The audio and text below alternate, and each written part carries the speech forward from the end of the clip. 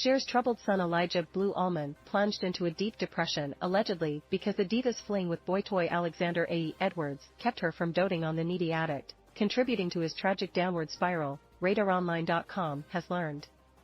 Once Cher started dating AE, she had far less time for anyone else in her life, an insider snitched to the National Enquirer.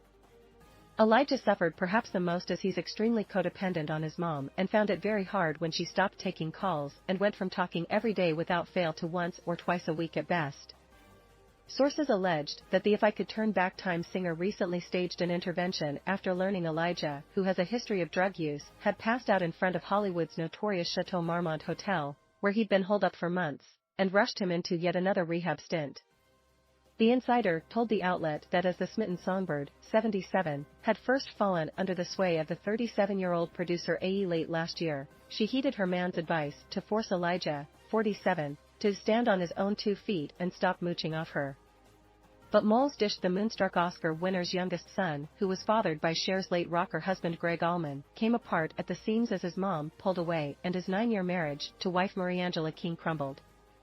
British vocalist King, 36, has claimed in court documents that her meddling mother-in-law hired 4 henchmen last fall to kidnap Elijah from a New York City hotel where the estranged couple had been staying while trying to rekindle their romance and hustle him into rehab. Cher denied the kidnapping allegations, telling People, "That rumor is not true."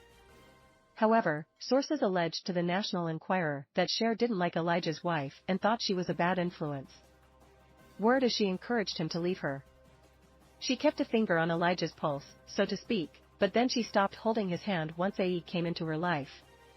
An insider confided Cher's relationship with her kids, Elijah and Chaz Bono, her 54-year-old son with first husband Sonny Bono, soured because they feared AE was manipulating their mom and had designs on her $380 million fortune.